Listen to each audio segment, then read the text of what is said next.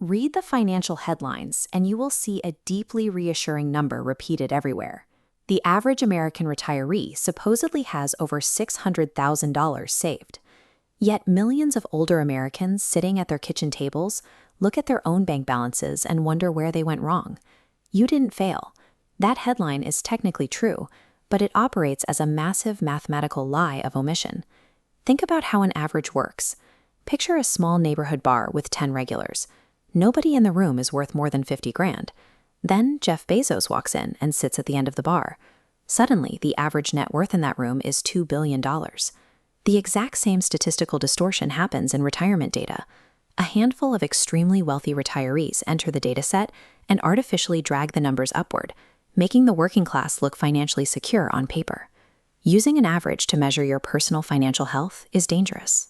It forces you to compare your real life to a mathematical ghost that does not exist. To find the reality, we have to throw out the average entirely and look at the median. This is the unskewed middle ground, the exact point where half of the population has saved more and half has saved less. This chart shows the towering $600,000 average right next to reality. According to the Federal Reserve, the actual median retirement savings for Americans nearing the finish line is just $200,000. $200,000 sounds like a lot until you try to live on it.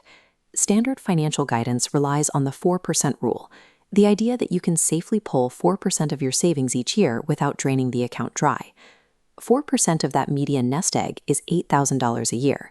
That breaks down to roughly $667 a month. That is the reward for decades of saving. It barely covers a single car payment, much less housing, groceries, or utilities. If a lifetime of labor only generates a few $100s a month, the actual foundation of American retirement is being propped up by something else entirely. The true primary income source for most retirees is not the workplace 401k. It is the monthly Social Security deposit. The average retired worker receives about $1,900 a month via a U.S. Treasury check. In a modern city, rent on a basic one-bedroom apartment completely consumes that amount before the lights are even turned on. Yet the dependency on this system is absolute. For roughly 4 in 10 retirees, this single check constitutes the vast majority of everything they live on. The trust fund backing these benefits is officially projected to run short of full funding around the year 2033. If Congress takes no action, the program automatically defaults to paying only what it collects. That translates to an immediate, systemic 23% pay cut, landing directly on the most vulnerable people in the country. The core survival strategy for millions of Americans relies entirely on a fixed income that is mathematically scheduled to shrink at the exact moment they can no longer return to the workforce.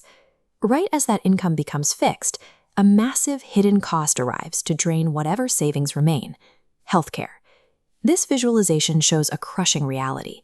A typical 75-year-old has about $130,000 saved, but Fidelity estimates a single 65-year-old retiring today faces a baseline healthcare cost of $172,500, and that entirely excludes long-term care. A nursing home or memory care unit is a separate bill, running well into the 6 figures every single year. To survive these expenses, more than 4 in 10 near retirees are currently carrying credit card debt. They are financing necessities like groceries and medical copays at 22. They are caught between shrinking fixed incomes and compounding high-interest debts, ensuring the math outpaces their ability to survive it. Faced with these numbers, most Americans adopt a desperate fallback plan. They decide they will simply keep working into their late 60s to bridge the gap. The surveys show workers plan to retire at 65. The statistics show the median retiree actually stops at 62. Those 3 lost years are rarely voluntary. Early retirements are largely forced by sudden health failures, disabilities, or company reorganizations that explicitly target the oldest, most expensive employees. 2 generations ago, corporations managed financial longevity risk for their workers through guaranteed pensions. Today, that risk has been quietly transferred off the corporate balance sheet and pushed directly onto your individual 401k. Working longer isn't a viable financial plan. It is a wish that assumes an aging body and an unforgiving corporate landscape will perfectly cooperate with you. That $600,000 headline is not a target. It is statistical gaslighting meant to blame individuals for an institutional failure they did not create. The first defense is to completely abandon average benchmarks. Calculate your own personal financial baseline. Find out exactly what your specific life costs. Next, act defensively.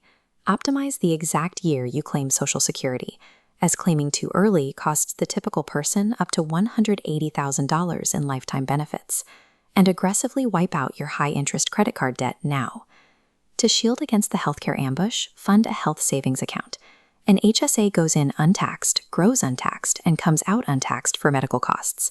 It is the closest thing the tax code has to a cheat code. The system quietly handed you all the risk. Accepting the brutal math of that reality is the only way to engineer a safety net that actually catches you.